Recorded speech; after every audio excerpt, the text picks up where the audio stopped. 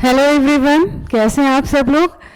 तो आज हम लोग अपना डिस्कशन आगे कंटिन्यू करेंगे कार्बोहाइड्रेट्स का, जिसमें अब तक हम लोगों ने मोनोसेक्राइड्स पे मेजरली हम लोग फोकस कर रहे हैं और मोनोसेक्राइड्स के स्ट्रक्चर्स पे हम लोग मेनली फोकस कर रहे हैं, ठीक है ना। तो हम लोगों ने डी ग्लूकोज का स्ट्रक्चर पिछले क्लास में देखा, उसका straight structure, straight open chain structure जिसको फिशर्स प्रोजेक्शन कहते हैं, डी ग्लूकोज का हमने पहले देख लिया। और हम लोगों ने डी ग्लूकोज का जो रिंग स्ट्रक्चर होता है जिसको हैवर्थ प्रोजेक्शन कहते हैं, वो भी हम लोगों ने पिछले क्लास में देख लिया है। तो अभी हम लोगों का जो डिस्कशन है वो हम लोग फ्रुक्टोज का स्ट्रक्चर डिस्कस करेंगे। फ्रुक्टोज का ओपन चेन स्ट्रक्चर भी, और जब वो फ्रुक्टोज रिंग बनाते हैं, रिंग कैसे बनाते हैं, रिंग बनाने का मैकेनिज्म क्या है, कौन सा अटैक होता है, कौन सा बॉन्ड टूटता है, कौन सा बॉन्ड फॉर्म होता है, ये सारा स्टेप बाय स्टेप हम लोग समझेंगे आराम से, कोई हड़बड़ाने की जरूरत नहीं, बहुत पेशेंस के साथ, ठीक है ना। तो बस आप लोग बने रहिए साथ में। तो सबसे पहले फ्रुक्टोज जब हम लोग मोनोसेक्राइड में क्लासिफाई करते हैं तो फ्रुक्टोज कहाँ पर आता है। तो मोनोसेक्राइड का क्लासिफिकेशन जैसे कि हम लोगों ने पहले देखा है, on the basis of functional group होता है और on the basis of numbers of carbons पे होता है, ठीक है ना। तो जो फ्रुक्टोज है इसके पास कितना कार्बन है, इसके पास 6 कार्बन है, ठीक है ना। फ्रुक्टोज के पास कितना नंबर ऑफ कार्बन्स है, फ्रुक्टोज के पास 6 नंबर ऑफ कार्बन्स है। और फ्रुक्टोज के पास कौन सा फंक्शनल ग्रुप है, तो फ्रुक्टोज के पास कीटोन फंक्शनल ग्रुप है, ठीक है ना, C डबल बॉन्ड O, और दोनों साइड में R और R होना चाहिए। मतलब ये भी एक अल्काइल ग्रुप होना चाहिए, इसके जो दोनों साइड में है ना एक एक अल्काइल ग्रुप होना चाहिए, ठीक है। तो जब हम लोग फ्रुक्टोज का स्ट्रक्चर लिखते हैं तो सबसे पहले तो हम लोग उसको क्या हो गया, हेक्सो कीटोज, ठीक है ना, क्योंकि इसके पास कीटोन ग्रुप है तो ये कीटोज हो गया, और इसके पास 6 कार्बन है तो ये क्या हो गया, हेक्सोज हो गया। तो ये हेक्सो कीटोज होता है हम लोगों का फ्रुक्टोज। अब इसका स्ट्रक्चर हम लोग लिखते हैं, ठीक है। तो सबसे पहले 6 कार्बन हम लोग ड्रॉ करेंगे, जो हम लोग जब कार्बन स्केलेटन लेंगे 1 2 3 4 5 एंड 6, ठीक है। तो फर्स्ट ग्रुप पे, फर्स्ट कार्बन पे तो हम लोगों का कीटोन ग्रुप नहीं हो सकता है, क्योंकि ये क्या होगा, अगर फर्स्ट कार्बन पे होगा तो CHO हो जाएगा जो कि एल्डिहाइड हो जाएगा, जो हम लोगों ने डिस्कस कर लिया है ऑलरेडी डी ग्लूकोज के स्ट्रक्चर में। लेकिन ये तो फ्रुक्टोज है और इसके पास कौन सा ग्रुप है, इसके पास कीटोन ग्रुप है, तो इसका मतलब ऊपर में भी इसके एक अल्काइल ग्रुप होगा और इसके नीचे में भी अल्काइल ग्रुप होगा, ठीक है ना। तो इसलिए यहां पे देखो इसका स्ट्रक्चर क्या होगा। तो ये हम लोगों का स्ट्रेट, सबसे पहले हम लोगों ने कार्बन लिख लिया, उसके बाद सेकेंड कार्बन पे हम लोगों ने कीटोन का ग्रुप दे दिया, तो ये कीटोन ग्रुप है और ये हम लोगों का फ्रुक्टोज का स्ट्रक्चर है। अब ये एल फ्रुक्टोज है या डी फ्रुक्टोज है वो चेक करने के लिए हम लोगों ने क्या पढ़ा था, ग्लूकोज में भी हम लोगों ने ये किया है कि हम लोग 5th कार्बन पे, ठीक है ना, 1 2 3 4 5, 5th कार्बन पे चेक करते हैं कि हाइड्रोक्साइल ग्रुप किस साइड है, ये राइट साइड है या लेफ्ट साइड है। अगर ये राइट साइड है तो इसको हम लोग कहते हैं डी फ्रुक्टोज। ये कौन सा फ्रुक्टोज है, डी फ्रुक्टोज, ठीक है। तो ये तो बहुत सिंपल है, फिशर्स प्रोजेक्शन जिसमें स्ट्रेट चेन स्ट्रक्चर, ये हम लोगों ने पहले भी डिस्कस कर लिया था। लेकिन अब कॉम्प्लेक्स इसमें क्या लगता है कि कौन सा मैकेनिज्म है जिसमें ये स्ट्रक्चर जो है ये रिंग फॉर्म में आ जाता है। तो सॉल्यूशन में ये स्ट्रक्चर जो होता है ना, ये बहुत कम सॉल्यूशन में मिलता है, 1% और लेस देन 1%, क्योंकि ये अनस्टेबल स्ट्रक्चर है। जब ये सॉल्यूशन में ये स्ट्रक्चर हम लोगों का रिंग फॉर्म बना लेता है, और रिंग ये 2 फॉर्म में बनाता है, alpha monomers and beta monomers, जैसे alpha anomers and beta anomers, okay. तो जैसा कि डी ग्लूकोज में भी बना था। तो अभी हम लोग सिर्फ ये मैकेनिज्म देखेंगे कि ये स्ट्रेट चेन जो है, ये सर्किल का, ये जो रिंग स्ट्रक्चर है ये कैसे बना था। तो सबसे पहले तो हम लोगों को देखना है कि कौन सा ग्रुप और किस कार्बन पे अटैक कर रहा है, ठीक है। तो होता ये है कि जैसे हम लोग ने ये बताया था पहले भी कि जब ये स्लाइटली एसिडिक कंडीशन है, ठीक है, सॉल्यूशन में H प्लस भी है और OH माइनस भी है, जस्ट वाटर रहना एनफ है कि H प्लस आयन इस कीटोन ग्रुप को एक्टिवेट कर दे, ठीक है। तो अब देखो क्या होता है, ये जो 5th कार्बन का हाइड्रोक्साइल ग्रुप है, 5th कार्बन का हाइड्रोक्साइल ग्रुप ये आकर के अटैक करता है सेकेंड कार्बन पे, ठीक है। तो रिंग का स्ट्रक्चर ऐसे फॉर्म होता है कि 5th कार्बन का ग्रुप जो है वो कहाँ अटैक किया, इसने सेकेंड कार्बन पे अटैक कर दिया। अब ये जो है ये 5 मेंबर रिंग का फॉर्मेशन होता है। तो पहले इस स्ट्रेट स्ट्रक्चर को हम रिंग के फॉर्म में लिखते हैं, ठीक है। अब यहां से देखो लिखते हैं, नंबरिंग कर लेते हैं सारे कार्बन की। ये देखो this is the first carbon. First carbon क्या है, CH2OH, ये लिख दिया। ये हम लोगों का सेकंड कार्बन है, ठीक है। ये हम लोगों का सेकंड कार्बन हो गया। सेकंड कार्बन पे सिर्फ एक कार्बन ये कीटोन ग्रुप है, ये हमने लिख दिया, ठीक है। थर्ड कार्बन पे देखो क्या है, ये थर्ड कार्बन हो गया, ये फोर्थ कार्बन हो गया, ये फिफ्थ कार्बन हो गया, और ये कौन सा कार्बन है, ये सिक्स्थ कार्बन हो गया, ठीक है ना। और ये भी हमने बताया था कि जब भी हम लोग स्ट्रेट चेन को जब रिंग फॉर्म में लिखते हैं तो ये एक प्लेन के स्ट्रक्चर में आ जाता है, और राइट साइड में जितना भी फंक्शनल ग्रुप है वो सारा का सारा क्या हो जाता है, डाउन द प्लेन चला जाता है, ठीक है ना। ये फंक्शनल ग्रुप्स क्या होगा, नीचे चला जाएगा। तो अब राइट साइड का जितना भी फंक्शनल ग्रुप है, इसी तरह से इसमें हम सबके साथ फंक्शनल ग्रुप लिख लेते हैं। फर्स्ट और सेकेंड हो गया। थर्ड में देखो राइट साइड में थर्ड कार्बन, ये थर्ड कार्बन है, ठीक है ना। इस पे कुछ लिखा गया है, चलो कोई बात नहीं। ये जो है ये थर्ड कार्बन है, this is the third carbon. Third carbon के राइट साइड पे क्या है, H ग्रुप। तो ये हम लोग यहाँ पे H ग्रुप कहाँ लिखेंगे, H ग्रुप हम लोग डाउन द प्लेन लिखेंगे, ठीक है ना। और ऊपर में OH ग्रुप लिखेंगे। वैसे ही फोर्थ कार्बन पे क्या है, OH राइट साइड में है तो OH डाउन द प्लेन हो जाएगा, और ऊपर में H ग्रुप लिखेंगे। वैसे ही फिफ्थ कार्बन पे देखो OH क्या है, राइट साइड में OH यहाँ लिखना है और H यहाँ लिखेंगे। अब देखो बॉन्ड का फॉर्मेशन कहाँ हो रहा है, ये जो फिफ्थ कार्बन का हाइड्रोक्साइल ग्रुप है इसको इधर अटैक करना है। होता ये है क्योंकि हम लोगों के सॉल्यूशन में अभी क्या है, हम लोगों का जो सॉल्यूशन है वो स्लाइटली एसिडिक है, ठीक है ना। इसमें H प्लस भी है और OH माइनस भी है जो वाटर में है, ठीक है।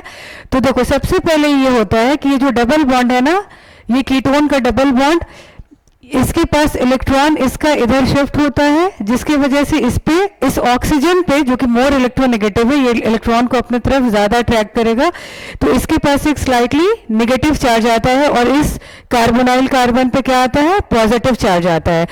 अब फिफ्थ कार्बन पे क्या होता है, फिफ्थ कार्बन पे ये जो हाइड्रोक्साइल ग्रुप है ना, हाइड्रोक्साइल ग्रुप डीप्रोटीनेट होता है। डीप्रोटीनेट होने का मतलब क्या होता है, ये OH में से क्या होता है, H माइनस H प्लस जो है इससे रिमूव हो जाता है। H प्लस जब रिमूव होगा तो क्या होगा, इस O पे लोन पेयर आ जाएगा, क्योंकि H प्लस सॉल्यूशन में रिमूव हो गया। सॉल्यूशन में चूंकि OH माइनस भी है ना, तो OH माइनस H प्लस लेकर के फिर से वाटर फॉर्म कर लेता है, इसलिए इसका H प्लस रिमूव होता है, ठीक है। OH ग्रुप का H प्लस यहाँ से रिमूव होगा और इसके पास स्लाइटली नेगेटिव चार्ज होगा। तो अब देखो, अब ये सबसे इंपॉर्टेंट है कि अटैक किसको किस पे करना है। अटैक करना है फिफ्थ कार्बन के हाइड्रोक्साइल ग्रुप के ऑक्सीजन को अटैक करना है हम लोगों को इधर कार्बोनाइल ग्रुप पे। तो ये कितना लंबा रूट है ना, ये यहाँ से ये इस पोजीशन से आकर के कार्बोनाइल ग्रुप पे अटैक करना है। तो अब मेन ट्रिक की पार्ट जो है ये यही है, ये अटैक आखिर होता कैसे है, ये अटैक पूरा क्यों कैसे होगा, तो ये समझने के लिए देखो क्या होता है। यहां पे होता है एक बहुत इंपॉर्टेंट स्टेप जिसको हम लोग मॉलिक्यूलर रोटेशन कहते हैं। क्या कहते हैं, मॉलिक्यूलर रोटेशन। यहां पे मॉलिक्यूलर रोटेशन होता है। ये रोटेशन इसलिए होता है क्योंकि हाइड्रोक्साइल ग्रुप को इस कार्बोनाइल ग्रुप के पास आना है, तो ये फिफ्थ कार्बन पे सारा रोटेशन हो रहा है। देखो फिफ्थ कार्बन का हाइड्रोक्साइल ग्रुप इधर आ गया जो अभी सिक्स कार्बन का पोजीशन था, और ये सिक्स कार्बन का जो पोजीशन है अब इस हाइड्रोजन के पोजीशन पे आ गया, और ये जो हाइड्रोजन है ना, ये देखो ये इस हाइड्रोक्साइल ग्रुप के पोजीशन पे आ गया। तो ये आप लोग भी ड्रॉ करिए साथ साथ में, तो ये ड्रॉ करना आसान होगा और मैकेनिज्म समझना भी आसान होगा। ओके, तो देखो अब हम लोग नेक्स्ट स्टेप में क्या करेंगे, OH ग्रुप को इस पोजीशन पे ले आएंगे जहां पे अभी ये सिक्स कार्बन है, और इसको हाइड्रोजन की तरफ ले आएंगे, और हाइड्रोजन जो है वो कहाँ आ जाएगा, डाउन द प्लेन आ जाएगा। अभी ये प्लेन के ऊपर है, लेकिन अब नेक्स्ट स्टेप में इस रोटेशन के बाद क्या होगा, ये जो रोटेशन जब कंप्लीट होगा तो ये हाइड्रोजन डाउन द प्लेन आ जाएगा। अब इसको रीड्रॉ कर लेते हैं इस स्ट्रक्चर को, ठीक है ना। जब ये रोटेशन कंप्लीट हो जाएगा तो स्ट्रक्चर क्या होगा ये हम लोग देखते हैं। यहाँ पे OH ग्रुप था, OH ग्रुप पे इस पोजीशन पे आना है, ठीक है ना। अब देखो, अब ये लिख लेते हैं, अभी यहाँ का OH ग्रुप इधर आ गया, और यहाँ का CH2 ग्रुप इधर आ गया CH2OH, जो कि क्या है, कार्बन नंबर 6 है, और डाउन द प्लेन हम लोगों का हाइड्रोजन आ गया। तो ये चेंजेस कैसे हुआ, ये आप लोगों को समझ में आया? ये एक मॉलिक्यूलर रोटेशन हुआ, क्योंकि इस हाइड्रोक्साइल ग्रुप को हमको कहाँ लाना था, कार्बोनाइल ग्रुप के नजदीक लाना था, क्योंकि इसका जो ऑक्सीजन है उसको अटैक करना है इस कार्बोनाइल कार्बन पे। ठीक है, अब देखो क्या होगा, यहाँ इसका डीप्रोटोनेशन होगा, हाइड्रोक्साइल ग्रुप का क्या होगा, डी प्रोटोनेशन, मतलब इसका प्रोटोन जो है डीप्रोटोनेशन होगा, इसका प्रोटोन H+ आयंस जो है यहाँ से रिमूव होगा। जब H+ आयन सॉल्यूशन में रिमूव हो जाएगा तो इसके पास क्या बच जाएगा, इसके पास जो है लोन पेयर्स बच जाएगा ऑक्सीजन के पास, है ना। और इसके पास ऑलरेडी कार्बन के पास क्या है, पार्शियल पॉजिटिव चार्ज है। अब ये अटैक बहुत इजीली इस पे करेगा और ऑक्सीजन ने अटैक किया, इट्स अ न्यूक्लियोफिलिक अटैक। ये कौन सा अटैक है, ये न्यूक्लियोफिलिक रिएक्शन है। जब आप ऑर्गेनिक केमिस्ट्री पढ़ेंगे तो ये nucleophilic attack, nucleophilic reaction, electrophilic reaction, ये आप काफी डिटेल में पढ़ेंगे, लेकिन अभी भी आपको समझ में आ जाएगा कि जो भी ये लोन पेयर्स होता है वो आकर के पॉजिटिव जो चार्ज है, जिस कार्बन के पास पॉजिटिव स्लाइटली पॉजिटिव चार्ज है, वो उस पर इजिली अटैक कर सकता है ना। तो ये इलेक्ट्रॉन्स इधर आके ये बॉन्ड फॉर्म करेंगे, और अब इस बॉन्ड का क्या होगा, ये जो C डबल बॉन्ड O है, अब इसका नेक्स्ट इसमें चेंज आएगा। ठीक है, तो इसका क्या हो रहा है कि चूंकि ऑलरेडी इसका जो इलेक्ट्रॉन है वो शिफ्ट हो चुका है ऑक्सीजन पे, तो ऑक्सीजन के पास अभी क्या है, स्लाइटली नेगेटिव चार्ज है, और ये सॉल्यूशन में क्या है, H+ आयन। तो ये इसके साथ H+ आयन बॉन्ड बनाएगा, और ये जो हाइड्रोक्साइल ग्रुप अभी आपको नजर आ रहा है, ये हाइड्रोजन अल्कोहल ग्रुप में चेंज हो जाएगा, OH बन जाएगा। ये क्या बन जाएगा, OH बन जाएगा। ओके, ये देखो, इस बॉन्ड को हम फिर से दिखाते हैं और इसको भी अभी रिमूव कर देते हैं। ये तो आई होप आपको समझ में आ गया होगा कि इसका हाइड्रोक्साइल ग्रुप का डीप्रोटोनेशन हुआ और इसके पास नेगेटिव चार्ज आ गया। ठीक है ना, एक मिनट। तो ये स्ट्रक्चर अब ऐसे लिख लेते हैं, यहाँ पर ये ऑक्सीजन है, इस ऑक्सीजन ने इसके साथ बॉन्ड बना लिया, और यहाँ पे जो ऑक्सीजन था उसने क्या किया, इस ऑक्सीजन के पास नेगेटिव चार्ज था ना, और सॉल्यूशन में H+ आयंस है, तो इसने H+ आयंस को एक्सेप्ट कर लिया। ठीक है ना, तो ये अब स्ट्रक्चर बना। ये जो स्ट्रक्चर है, इसके पास कितना मेंबर है, इसके पास एक ऑक्सीजन है और 4 कार्बन है, तो ये 5 मेंबर्ड रिंग है।